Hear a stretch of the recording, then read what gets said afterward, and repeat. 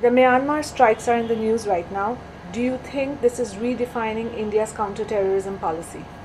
Yes, I think it is, because it is, in a sense, being put in a different mode. Earlier, it was a passive mode, wherein you did not really react in the manner you did this time around. So this is a definite, I think, a new approach by the government, wherein they're going to retaliate in a very hard fashion if there's any terrorist attack on this side by anybody across any border. So it effectively opens up the possibilities against China as well. That's a disputed border. It opens up against Pakistan also. The not so good thing that's happened is that it has taken on an anti-Pakistan note because there is a usual habit of mind of reducing everything down to Pakistan. And in a sense, it defeats our larger strategic purpose that we are trying to signal, I think. Unfortunately, not very well by the government because, again, with former Colonel Rathod, now Minister for Sports or whatever, again, putting an anti-Pakistan spin on things in an indirect way, but targeting Pakistan, I think, and that's not on, because all it does is get Pakistan all worked up, and everybody else now talking about a possible nuclear scenario. When the essential thing is lost, what we are trying to say is, if there's a terrorist strike, we'll respond to the terrorist strikes, by eliminating the terrorists, the groups who are responsible for the strike. Very simple. The other downside of the strike across the Myanmar border is that we have also put the special forces in the news by putting a photograph up. This is not done.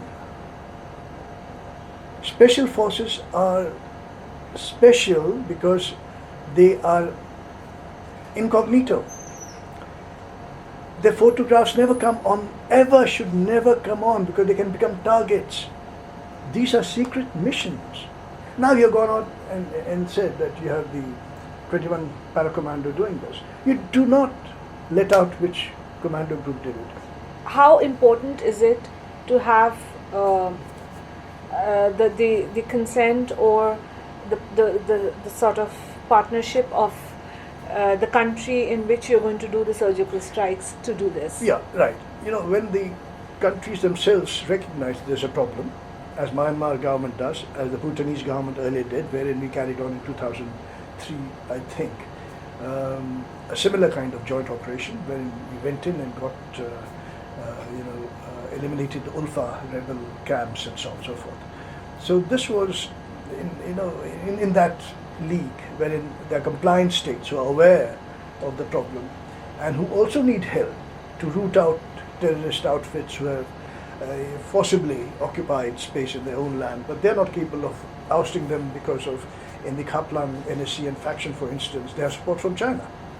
And Chinese, in turn, the PLA Minder support the Kaplan group through the Chin army. So the northern Myanmar is not really controlled by Yangon. So their sovereign territory is occupied or pretty much run and controlled by the so-called Kachin army, it's the Chin army as they call it, who are again supported by China. So this is what the problem is. This is a much larger situation that we are facing than merely going across Manipur border and hitting somebody. It points up the rather grave possibility of bigger powers involved. Now I'm not talking about Pakistan, I'm talking about China. Now would this raise the question, would India respond if we had the proof, as we seem to have some evidence of the Kaplan faction being supported by China, of acting against China? Because that's a disputed border. Interesting thought. So that's what we need to worry about. Pakistan is a very minor issue. We always get sidetracked, and that's what we should avoid.